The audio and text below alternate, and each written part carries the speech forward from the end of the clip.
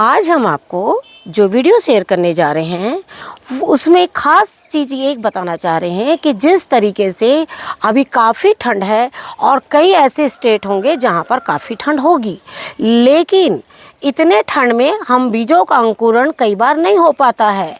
लेकिन अब हमें क्या करना है उनके अंकुरण के लिए, क्योंकि मौसम का तो हमें पता नहीं लगता है। और जब मौसम का पता नहीं लगता है कि कब मौसम बहुत ठंडा हो जाए और कब मौसम में गर्मी आ जाए, तो जो मार्केट है वहाँ तो हमें सब्जियाँ मिल जाती है गर्मी की, लेकिन हम अपने टेरेस पर गर्मी की सब्जी इतनी जल्दी नहीं निकाल पाते हैं।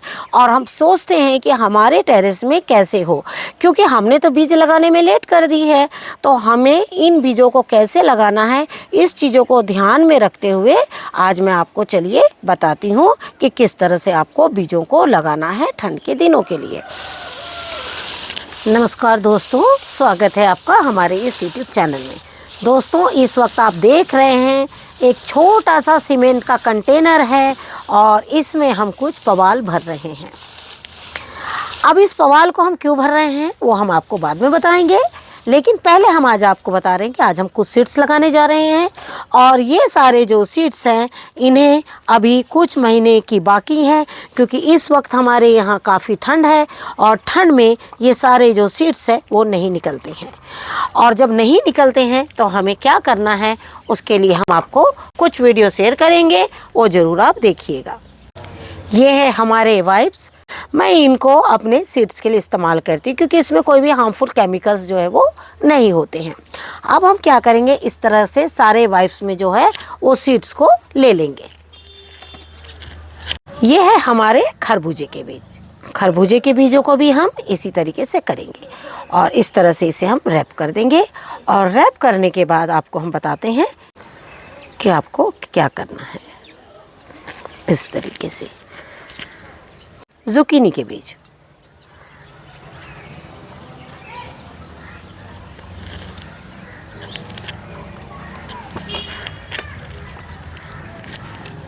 ये है तोरई के बीज,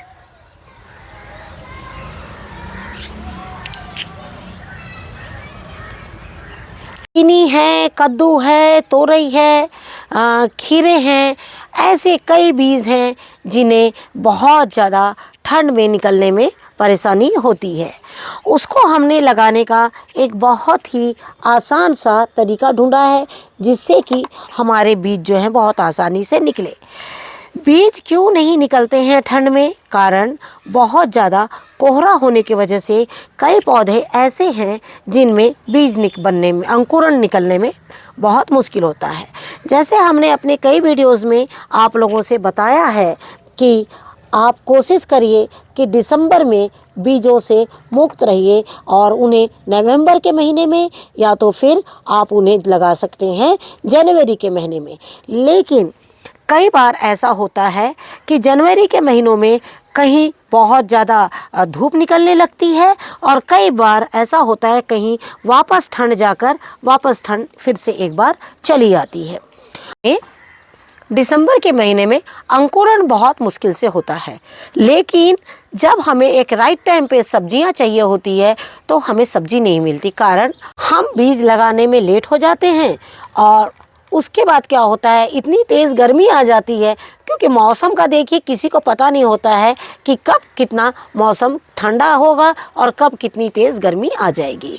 और हमारे जो टेरेस पे है सब्जी होना थोड़ा सा मुश्किल हो जाती है। जैसे कि हम आपको बताएं, ये हमारे घर की मिर्च की सीड्स है और ये देखिए इसको भी हमने इस तरह से भिगो रखा है। ये देखिए इस तरीके से, और ये देखिए। तो जैसे आप देख रहे हैं हमने इसमें से काफ़ी सीड्स जो हैं वो इस तरह से भिगो दिए, भिगो कर और उन्हें इस तरह से हमने वाइप्स में डाल दिया। वाइप्स जो है वो जल्दी सूखेगी नहीं और इस वक्त अंकुरण निकलने के लिए जो है आपको एक गीले कपड़े की ज़रूरत है, बहुत ज़्यादा पानी की ज़रूरत नहीं है। लेकिन आपको एक चीज़ ये भी बता दें कि हमने इन्हें कितने घंटे भिगाया है।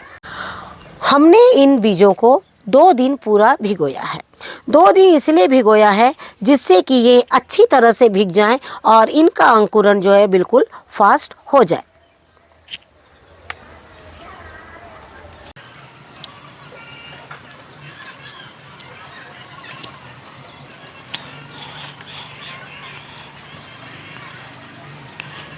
आप हम सभी जानते हैं कि जो इनकी जो पवालें होती हैं, गेहूँ है, चावल है, ये जो पवाल होती है इनमें काफ़ी गर्मी रहती है। गर्मी होने के वजह से एक इनमें जब बीजों को एक गर्माहट मिलेगी तो वो इनके जो अंकुरण हैं वो काफ़ी अच्छे होंगे। और यही वजह है कि हमने अपने बीजों को समय से पहले इस तरह से लगाया है।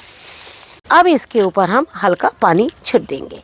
छिटने के बाद इसे हम, क्योंकि जैसे ही इसमें हल्का पानी रहेगा तो अंदर के जो वाइप्स है वो सूखेंगे नहीं, हल्का गीलापन रहेगा और इनमें एक अंदर गर्मी जो है वो बन जाएगी। तो इस तरीके से हमने इन बीजों को लगाया है। आपने देखा कि हमने सारे बीजों को इसमें डाल दिया है। अब हल्का पानी इसमें हम छिट देंगे और पानी छिट के अब इसे हम जो है अपना एक ऐसी जगह में रख देंगे जहाँ इसको आपकी ओस ना लगे। रात को ये बहुत ज़्यादा ओस गिरती है, तो ओस गिरने से क्या होता है कि ये बिल्कुल गीले हो जाते हैं और हमें इसे गर्मी की ज़रूरत है। और सुबह के टाइम पर अब हम इसे धूप में निकाल लेंगे। तो जैसे मैंने आपको कुछ बीज खास तौर पर बताए हैं कि इन बीजों को किस तरह से गर्मी मिले ताकि उनका अंकुरण बहुत अच्छे से हो, क्योंकि ज़रूरी नहीं है कि सब जगह धूप आ रही हो और इसी तरह का मौसम हो।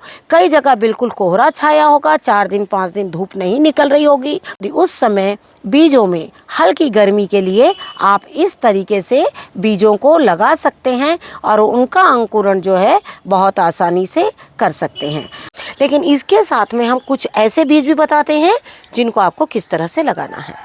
अब हम आपको बाकी बीजों के बारे में बताते हैं कि जो बीज हमने लगाए वो बीज आपको मार्च के महीने में सब्जियां चाहिए, लेकिन ये मौसम है ठंड का और ठंड के साथ में ही कुछ ऐसे बीज हैं उनको किस तरह से आपको लगाने हैं या रखने हैं।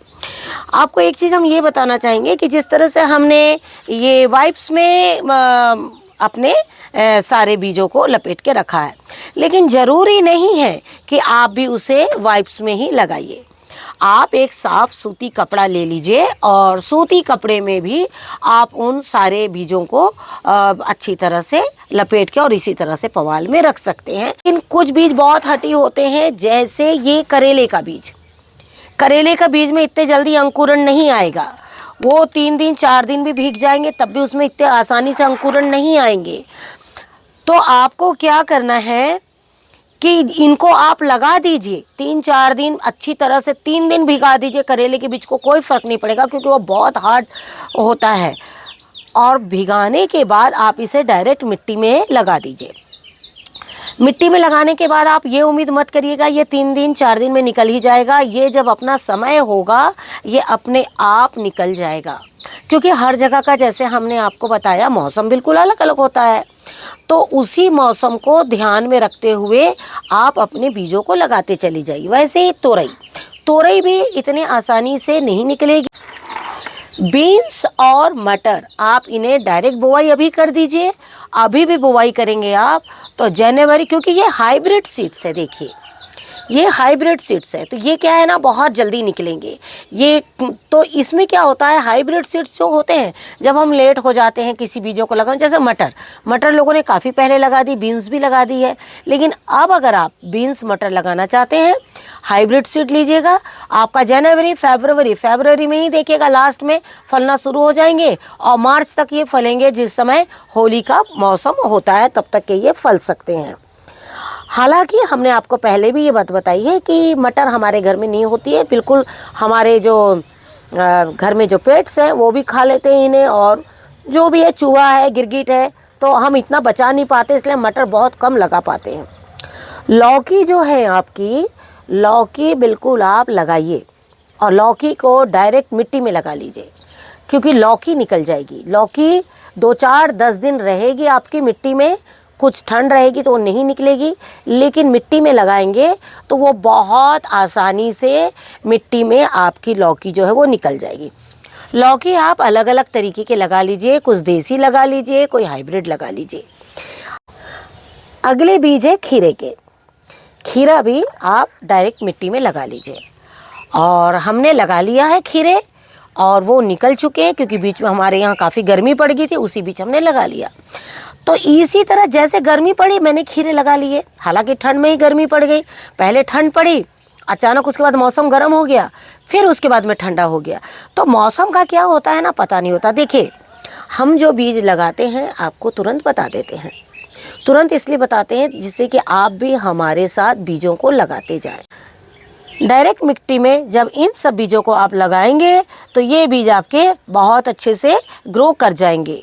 लेकिन जहाँ बहुत ज़्यादा ठंड पूरा जुलाई तक है और अचानक ही मार्च में गर्मी आ जाती है, तो जैसे हमने पहले तरीके से आपको बताया पुआल में, इस तरीके से बीजों को लगाते जाइए। अब जब इनका अंकुरण हो जाएगा उसके बाद हम आपके साथ में वीडियो शेयर करेंगे और हम कोशिश करेंगे कि अंकुरण निकल जाए और आपको बताएं, नहीं तो आप लोग नाराज़ हो जाइएगा कि आपने लगाया अंकुरण तो निकले नहीं। तो जब हम निकालेंगे तो हम भी कोशिश ही कर रहे हैं, देखिए अनुभव से ही सब काम कर रहे हैं, क्योंकि हमारा इतना बड़ा तो काम है नहीं कि हम अपने टेरेस को पॉली हाउस बना दें।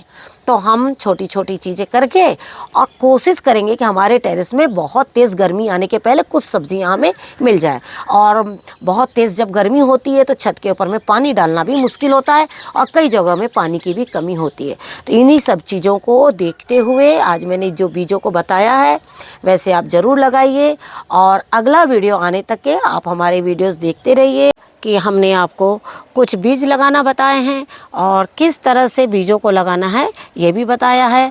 तो आपको ये वीडियो ज़रूर पसंद आएगा, पसंद आए तो लाइक और शेयर ज़रूर कीजिए। Thank you very much. नमस्कार, जय हिंद, जय भारत।